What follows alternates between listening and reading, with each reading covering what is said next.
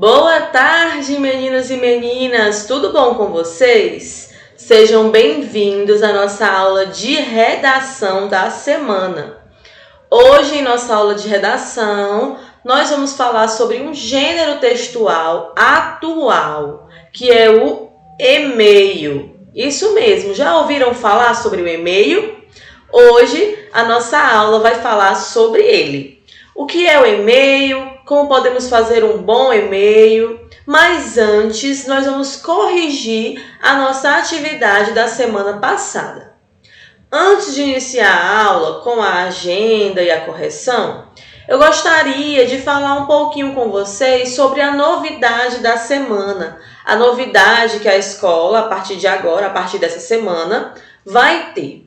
Agora, a partir de hoje, a partir de segunda-feira, vocês terão, ou já tiveram, aula ao vivo. Isso mesmo, a aula de tira dúvida. A gente chama de plantão tira dúvida. E hoje, vocês com certeza pela manhã já tiveram essa aula, mas a partir de amanhã, terça, quarta e quinta, nós vamos ter de português e também de redação. Então, eu espero todos vocês com as dúvidas de vocês nesses plantões tira dúvidas, tá bom? No caso, cada turma tem o seu horário certo, aquele horário de 8 às 9 ou de 9 às 10, dentro daquele dia que você vai assistir sua aula, e você traz as suas dúvidas, as perguntas que você não entendeu na atividade, ou alguma questão, que você não soube responder, ou então algum assunto mesmo que você não compreendeu bem.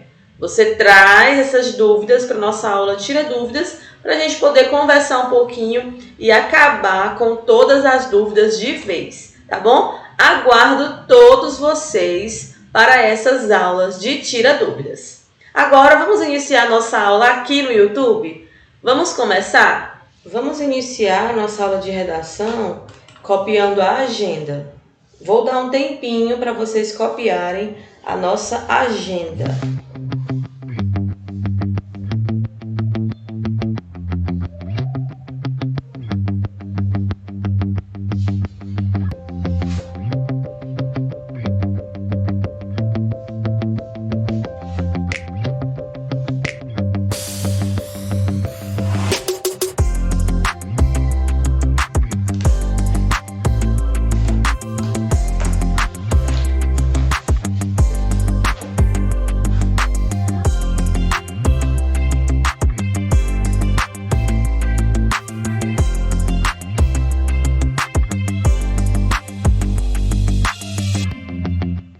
Bem, a nossa agenda de hoje mostra que nós vamos iniciar pela correção da atividade que fizemos na última aula de redação, as páginas 146 a 149.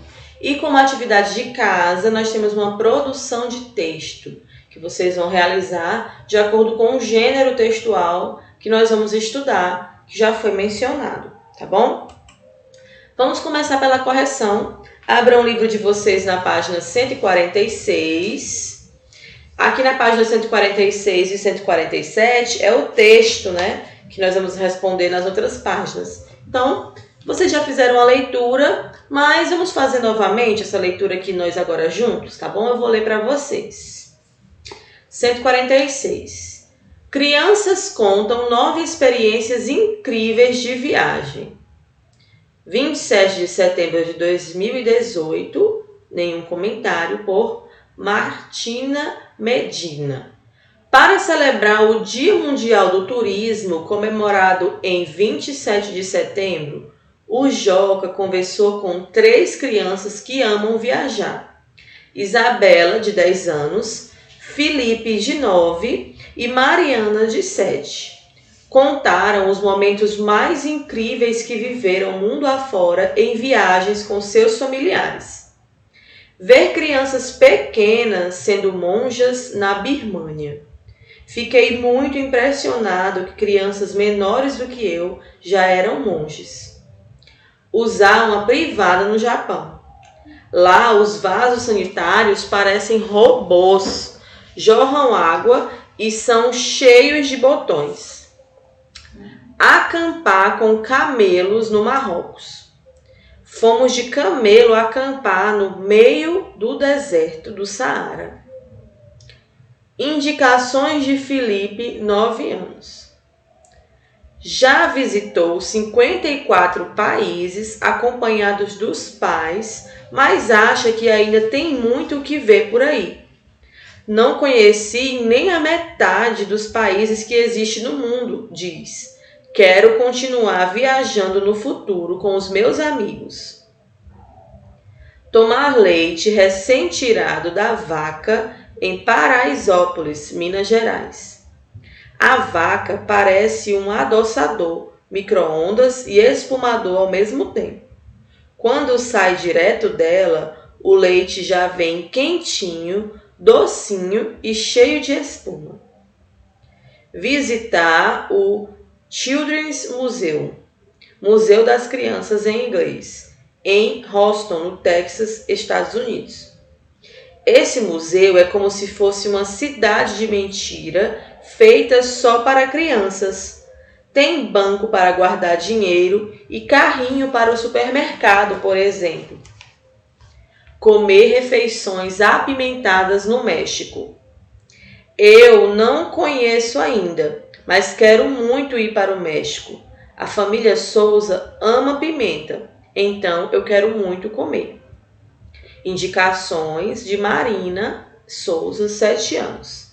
Viaja muito nas férias. Já conheceu os Estados Unidos, a Argentina, Minas Gerais, entre outros. Eu aconselharia todo mundo desse planeta, de bebê a idoso, a viajar. Todo mundo merece conhecer novos lugares e culturas, diz. Fazer carinho em um pinguim em Camarones, na Argentina. Um pinguim filhote de 2 ou 3 anos estava andando sozinho no meio da praia e podemos dar carinho nele. A gente ficou surpreso porque não era uma reserva nem uma pinguineira, era uma praia comum. Tomar água de um lago em Torres del Paine, no Chile. A gente estava no final de uma trilha e a água acabou. Para não morrer de sede, a gente tomou água de um lago que tinha lá. Aprender a brincadeira pesca-pesca em Santa Rosa, no Peru. Parece o pega-pega que temos no Brasil, mas é um pouco diferente. 2 pessoas são pescadores e o resto é peixe. Se um pescador toca no peixe, ele tem que ficar parado. Mas se outro peixe toca no que está parado, ele pode voltar a se mexer. Indicações de Isabela, de 10 anos. Está viajando há 7 meses em um trailer com os pais e os 3 irmãos pela América do Sul. Se eu não tivesse feito essa viagem, não teria aprendido a cultura das pessoas e nem a falar melhor espanhol, diz. Eu também aprendi que podemos viver com bem menos do que vivíamos em nossa casa em Canela, Rio Grande do Sul. Aqui abaixo nós temos uma foto, justamente de um trailer desses de viagem. Agora vamos para a nossa correção. Aqui fala um relato de viagem, As crianças falam aqui relatos das viagens que elas fizeram. Inclusive viagens mesmo até ao redor do mundo, Por dentro do texto, página 148. Primeira questão, ela pergunta assim: quando é comemorado o Dia Mundial do Turismo? O texto mostra que é dia 27 de setembro. Segunda questão: quais são os nomes das crianças que contam relatos de viagem no texto? Temos a Isabela, o Felipe e a Mariana. Terceira questão: relacione as iniciais dos nomes das crianças, I para Isabela, F para Felipe e M para Mariana, com os respectivos lugares que elas visitaram. Então vamos lá. Quem visitou o México? Foi a Mariana. A Birmânia, Felipe. Então você coloca um F. Peru, A Isabela, você coloca um I. Paraisópolis, M. Japão, F. Marrocos, F. Houston, M. Chile, I.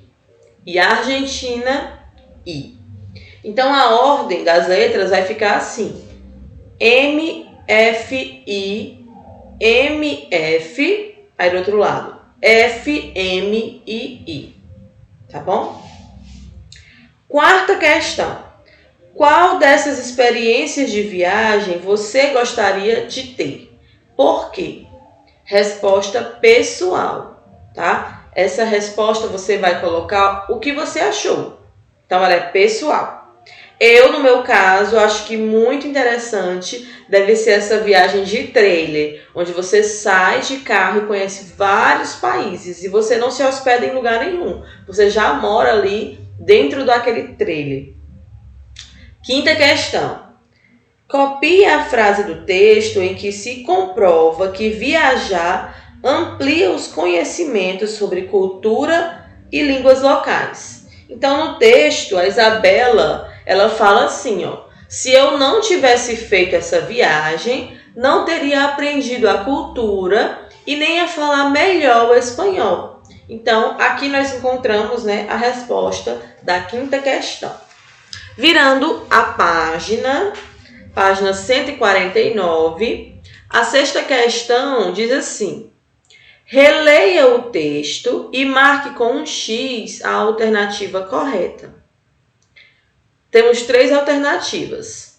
O texto trata de várias viagens feitas por crianças no Brasil. Os relatos narram experiências de viagens que crianças fizeram acompanhadas dos responsáveis. Uma das aventuras apresentadas no texto se passa em Portugal. Então, qual dessas aqui está correta? A segunda. Os relatos narram experiências de viagens que crianças fizeram acompanhadas dos responsáveis. Sétima questão. Releia o seguinte trecho. Já visitou 54 países acompanhado dos pais, mas acha que ainda tem muito o que ver por aí. Não conheci nem a metade da metade dos países que existem no mundo, diz. Pesquise e responda. Quantos países existem no mundo? Então, aqui Felipe já tinha visitado 54 e estava achando pouco. Então, vocês conseguiram encontrar nessas pesquisas de vocês, atualmente, quantos países existem no mundo? Segundo a ONU, a Organização das Nações Unidas, existem 193 países. Realmente, ele não tinha visitado ainda nem a metade da metade, mas ainda assim eram muitos, né? Na verdade, 54 países, né? Ele só tem 8, 9 anos, é bastante países. Oitava questão. A que tipo de leitor o texto se destina? Marque com um X a alternativa correta. Esse texto, ele é para adultos? Ele é para crianças e adolescentes ou ele é para o público em geral? Apesar de que o público em geral pode sim ler esse texto, ele é destinado a crianças e adolescentes. Nona questão. Faça um desenho que ilustre o que você gostaria de conhecer em sua próxima viagem. Aqui é uma resposta pessoal. Você fez esse desenho do local que você gostaria de conhecer em sua próxima viagem. E eu quero saber, então, fotografem e mandem para mim, para eu ver se pelo desenho eu descubro qual é o lugar, qual é o local que você está planejando descobrir na sua próxima viagem, tá bom? Vamos falar do e-mail.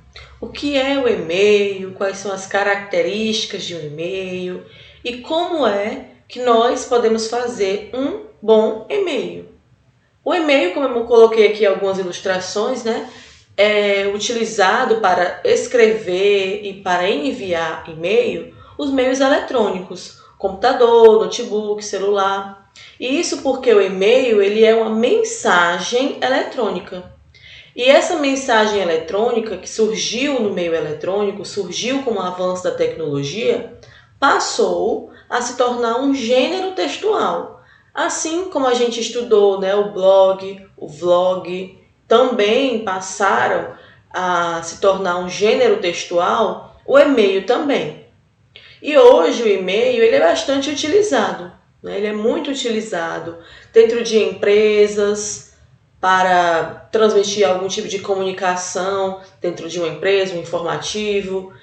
Também é muito utilizado no marketing, onde as pessoas enviam para as outras, né? A empresa envia para pessoas comuns propagandas por meio de e-mails. E essa palavra e-mail, o que ela significa, né? Esse e-mail é uma abreviação. Esse e significa electronic, né? Do inglês. Electronic mail. E aí houve um estrangeirismo no Brasil, juntou essa abreviação e se transformou na palavra e-mail, que significa, né, electronic mail significa correio eletrônico. E é exatamente isso que o e-mail é. É como se você recebesse uma carta, só que de forma eletrônica. E o e-mail, ele pode ser formal ou informal. O e-mail formal, ele é aquele e-mail institucional, aquele e-mail que é passado dentro de uma empresa, entre os funcionários da empresa, uns com os outros, ou entre o chefe da empresa para todos os outros funcionários. Esse e-mail formal, ele respeita, né, todas as regras de algo, de uma carta, por exemplo, formal, onde vai ter o vocativo, onde vai apresentar uma linguagem formal, sem abreviações, sem palavras como gírias, né? Ele é um e-mail, como o nome já diz, formal. E também existe o e-mail informal. Esse e-mail informal é aquele e-mail que a gente pode enviar para um amigo. Dentro do e-mail formal, a gente já pode chamar o amigo pelo nome, pelo apelido. Podemos usar alguns tipos de gírias, emoticons, que nós vamos falar um pouquinho sobre isso. Então, existem esses dois tipos de e-mail. Hoje, nós vamos focar no e-mail informal.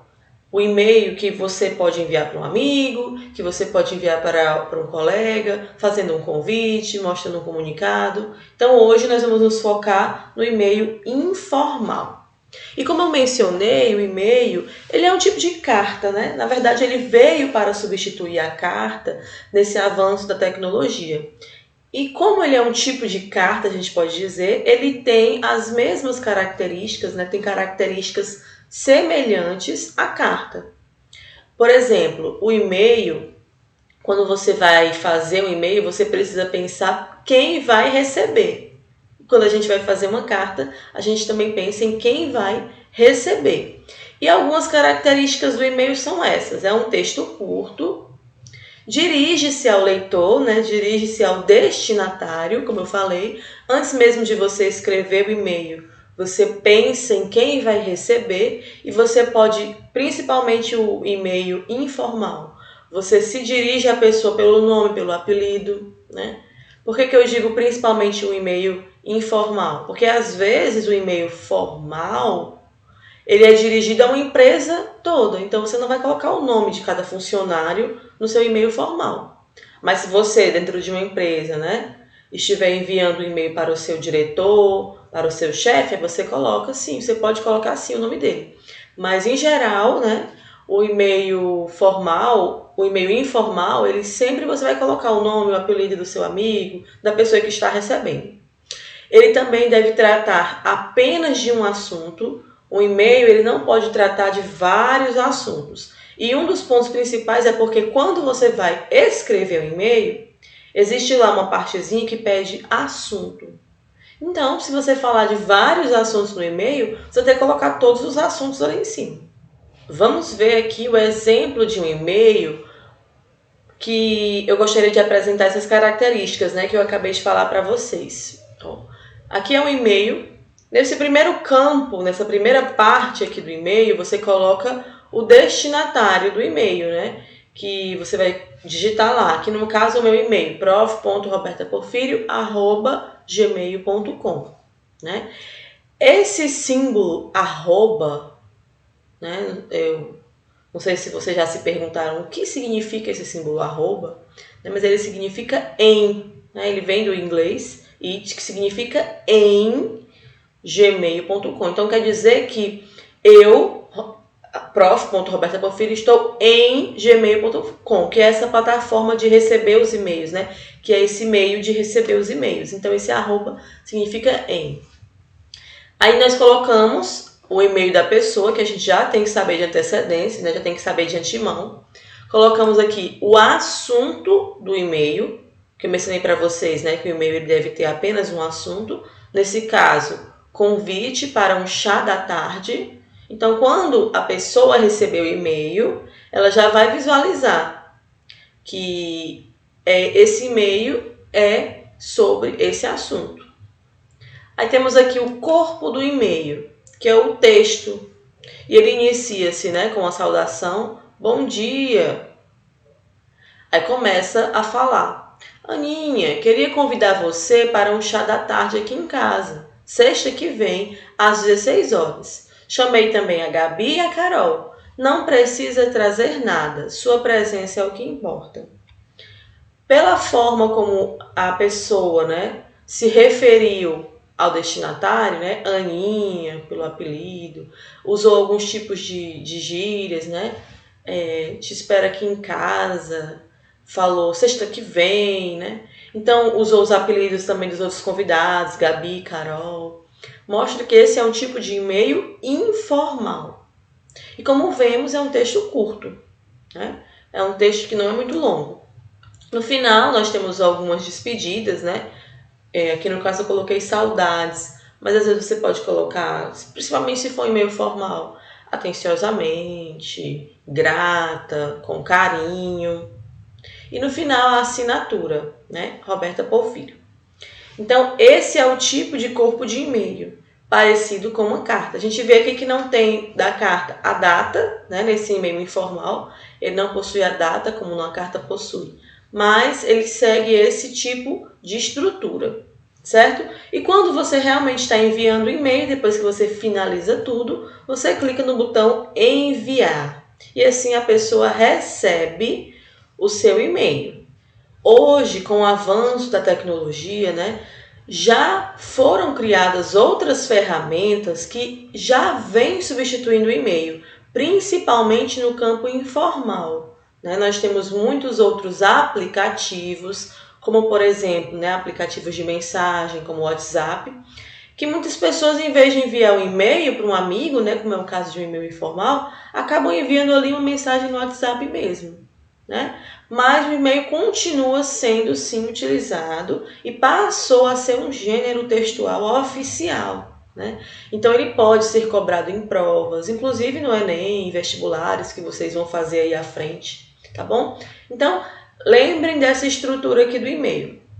Aqui nesse meu exemplo, eu coloquei o meu próprio e-mail como destinatário, Mas, assim, no caso, não quer dizer que aquele e-mail ali em cima é o de quem está enviando. Não, eu coloquei o meu como um exemplo, porque eu não queria expor outros e-mails, já que esse aqui vocês já conhecem, Então, eu coloquei aqui. Mas, no caso, o primeiro campo, você coloca o e-mail do destinatário, ou seja, o e-mail de quem vai receber aquela mensagem. Abaixo vem o assunto, que deve ser apenas um. Depois você começa com o corpo do seu texto, dando uma boas-vindas, um bom dia, escreve o seu texto, dá um adeus, um saudades, um até logo, beijos, pode ser também, e coloca a sua assinatura final, tá bom?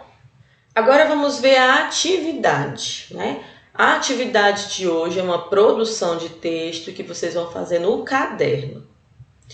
A atividade diz assim: seguindo o exemplo apresentado, escreva um e-mail convidando um amigo ou uma amiga para um evento em sua casa. Tanto o amigo como a amiga, como o evento que vai ocorrer na sua casa, é imaginário. Até porque no momento nós não estamos podendo receber visitas, Nós estamos podendo podendo convidar ninguém. Mas é imaginário, você vai criar, tá bom? Se você ou seu responsável tiver uma conta de e-mail disponível, faça e envie sua atividade para o e-mail da professora. Então, como é que vai funcionar? Aí eu coloquei meu e-mail aqui ao lado, né? Aqui, prof.robertaporfirio@gmail.com. Como é que vai funcionar? Você vai fazer no seu caderno, aquele caderno de pauta azul que você já costuma utilizar para fazer suas redações, um e-mail. Você vai colocar lá, bom dia, vírgula, aí escreve o seu e-mail, aí depois, saudades, e assina. Eu estou dando um exemplo, né? Você pode colocar, olá, boa tarde, boa noite, o vocativo que você quiser também, e no final a saudação que você quiser também. Aí você faz o seu caderno, não precisa ser um texto longo, não tem mínimos de linhas. Depois que você terminar de fazer no seu caderno, você, se tiver uma conta de e-mail ou algum dos seus responsáveis tiver uma conta de e-mail disponível, você vai fazer um e-mail no computador mesmo, no celular, e enviar para o meu e-mail, esse e-mail aqui. Então você vai seguir toda aquela estrutura lá, daquela figura que eu mostrei antes, onde coloca lá o e-mail, onde coloca o assunto e coloca o seu corpo de texto e envia para mim, certo? O assunto do seu e-mail vai ser o assunto do seu convite. Você coloca lá, digamos que você vai convidar para uma festa na sua casa, convite para uma festa em minha casa. O assunto é como se fosse o título do seu texto, tá bom? Então, façam assim e me enviem. Se você não tiver como me enviar pelo e-mail diretamente, né, fazer esse e-mail e me enviar diretamente pelo e-mail, você faz lá no caderno, fotografa e me envia, para eu poder ler aquele e-mail que você fez, tá bom? Agora eu vou dar um tempinho para vocês poderem copiar aqui no caderno as instruções para a atividade. Assim finalizamos a nossa aula de redação de hoje. Espero que vocês tenham gostado e espero receber todas as atividades, seja por e-mail ou também a fotografia também dá certo, tá bom? Nos vemos na nossa próxima aula. Boa semana a todos. Tchau, pessoal!